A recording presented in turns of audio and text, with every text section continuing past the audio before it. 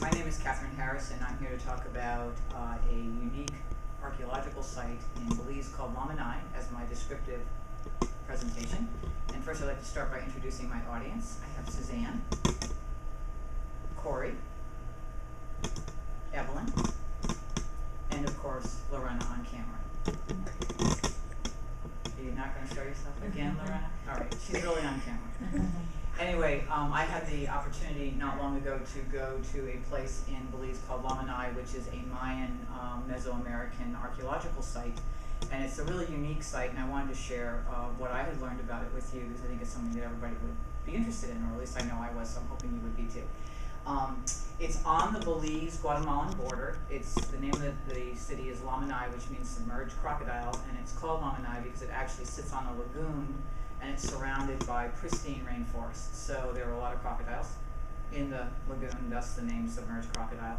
What makes Lamanai unique is that it's one of the oldest Mesoamerican archaeological sites in Belize. It's the third largest Mayan city, and because of its unique location, it's very far inland and very difficult to get to, it's actually survived longer as a culture than any other of the Mayan civilizations in Belize.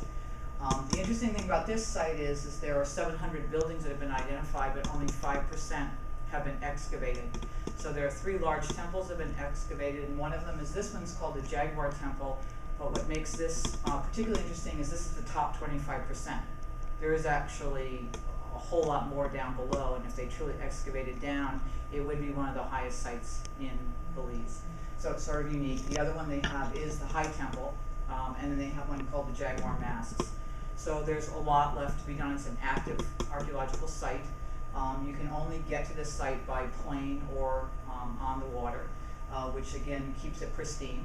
And right now they're always looking for funding, but there are small groups that go in and work on it from an archaeological standpoint, and that was my opportunity. So the culture that lived here from about 1500 BC through current.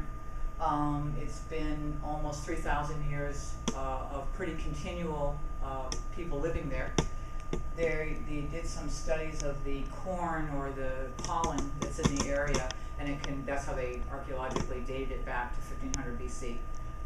Currently, it's obviously uninhabited. It was inhabited by the Mayan people until the 1600s. The Spanish came and invaded and took over, which happened through most of Central America. Set up some missions and built some churches, and the Mayan people assimilated, and then they revolted about 100 years later.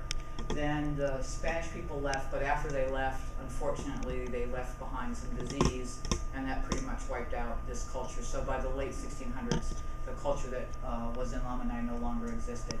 But it's a unique and wonderful site, and I hope that people take time to maybe go look or check into it. It's a wonderful adventure to go visit. I was there for a week.